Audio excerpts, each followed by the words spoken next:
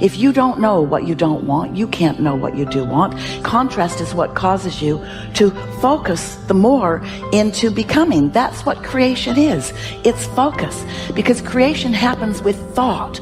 We know you think it happens with your action because you move things around and you get stuff done. But the creation, the true creation, is happening through your thought in conjunction with your source energy. You cannot change conditions or circumstance. You don't have to let them control you. We can't control what's going on outside, but we can control what's going on inside. As you think, so shall you be. 7 little words that I think are perhaps the most important things that we can learn and master in our lives. This old proverb notion that I become what I think about all day long. And once you know that what you think about is what expands, you start getting real careful about what you think about. You don't allow your thoughts to be on anything that you don't want or that you wouldn't want to have manifest or show up for you in your life. So whatever you wish to do, you must bring yourself to a moment of joy and clarity within yourself. At that moment, what you decide, even if you die, you must go by that. Whenever your emotions go up and down, your mind says many things. That's not important. In a moment of clarity, when I'm saying joy, because when you're happy, you're not compulsive. When you're very happy and clear, at that time, if you look at things and see, yes, this is what is more sensible for me, just do that. It doesn't matter if it feels like hell, because that's where your well-being is. When you're in different states of compulsiveness, if you make decisions as to which way to turn, you'll be endlessly lost. That the way that we speak actually influences the way that we think. But perhaps even more importantly, number 2, he said the way that we speak influences what we think. That our thoughts, what we are capable of thinking, are actually linked to the way our neurons are being wired. I got better day by day and week by week and month by month, and I'm asking you to do the same thing until you can develop a long arm and a long reach, until you can develop influence that won't quit. Touch people next year you couldn't touch this year. Touch people now you couldn't touch before. Conduct a meeting now you couldn't conduct before. Heart and soul now mixed in there that wasn't there, missing before. I'm asking all of you to get better in spite of the winters, in spite of the downturn, the money downturn, the social downturn, the personal downturn, whatever it is. Just get stronger, get better. The key is not to wish for a better winter. The key is to wish for more strength, more wisdom, more courage, get better, get wiser, get stronger.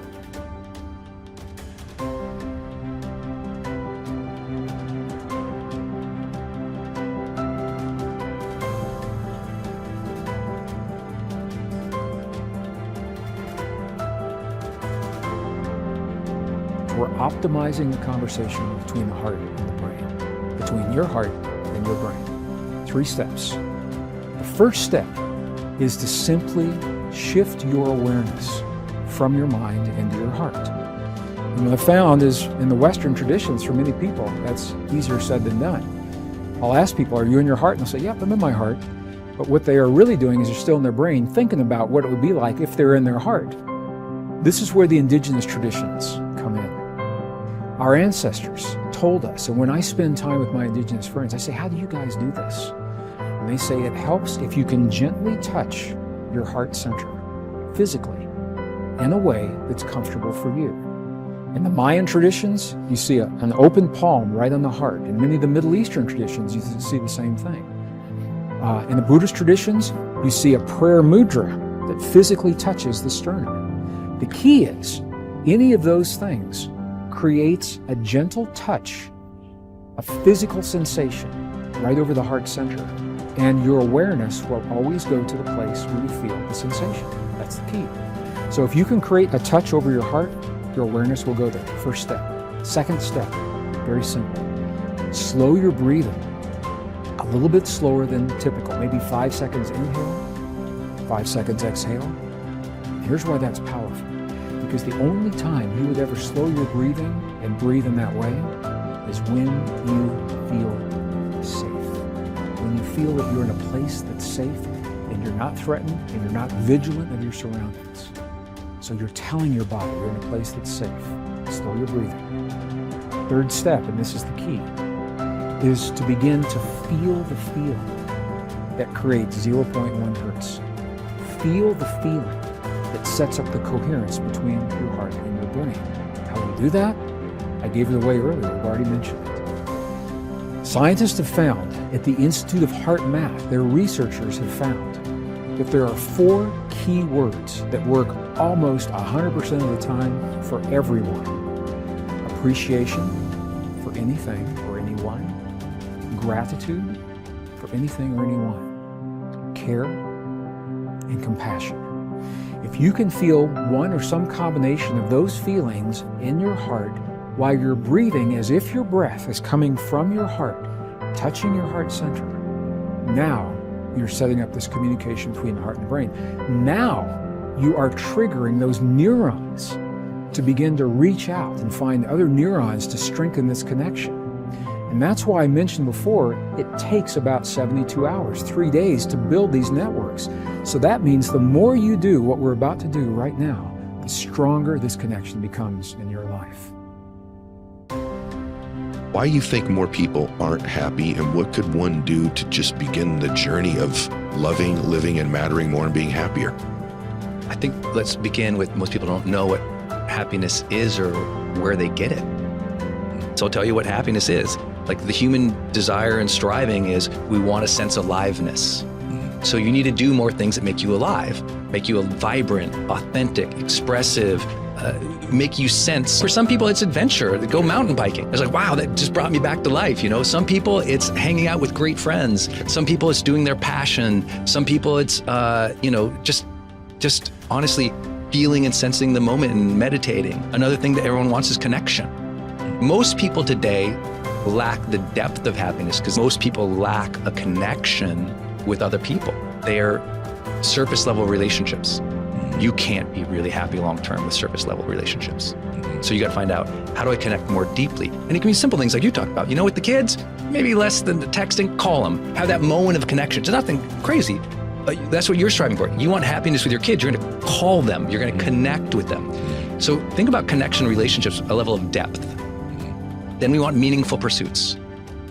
When I go after that, I love that pursuit. And notice it doesn't say meaning. A lot of people just say meaning. I said, no, it's meaningful pursuits. Because a lot of people we know who are really successful, they've already had a meaningful life. They're miserable because they're not pursuing anything anymore. You got that. You got to have that pursuit, man. Yeah. You got to find a pursuit. It has meaning to you. It brings you back to life. That's happiness. And then the middle of the triangle is the capital G, growth. If you don't have aliveness, you don't have connection, you don't have meaningful pursuits, and you don't have growth, you're miserable. We can bank on it. We can guarantee it. The research will reveal it every single time. But if we can get you a little bit more alive, a little bit more connected, a little bit more meaningful pursuits, and a little bit more growth, those like little bit in each of those, it's like a thunderous shift in your life. You're just like, whoa, little bits in those. But there's an access point. Why aren't most people happy? Let's say they did all those things. Still not happy? And they're just not here. Presence is the gateway to happiness.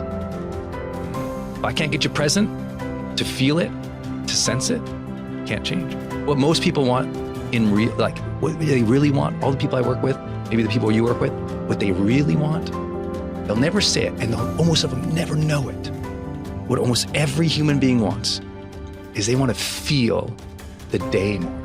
They got all these activities, they're blazing through. Get the kids to school, get this off to there, get that done, answer that email, get this project done. And even if they're moving towards things they find meaningful and they're awesome, but if they don't feel it, if they're literally not present, they're not mindful enough to sense it, to appreciate it, to feel grateful, to feel the joy, to feel the ups, to feel the downs, to feel the miseries, to feel the wins. If you aren't feeling the day, you're just blazing through as an automaton. You're just blazing through the days, on autopilot. You're just like overwhelmed, stress, going through it, but you don't feel the day. I can't get you to be happy. So the gateway to all of happiness is always presence. Learn to be more present in the moment. Feel the moment, even the bad ones. You got to feel the day more so that when you get on your knees at night to pray, You felt the day. Dear God, thank you. I felt this day. I felt those lessons you gave me. I felt those gifts you gave me. I felt, thank you for that connection. See, when you talk to God, if you don't feel, there's not a relationship there. God wants you to feel. It's a unique thing he gave us. Not just the emotional reaction of an animal, but the ability to deeply appreciate feeling. Very human. So we got to tap people back in the present to deeply appreciate the moments, the feelings, the events of life again. And I think that's why I'm so happy. It's like, I feel so much. Most people are so scared of that. I'm like, I love it. It makes me feel alive, right? How do you sense more aliveness? You got to feel the day, feel the moment.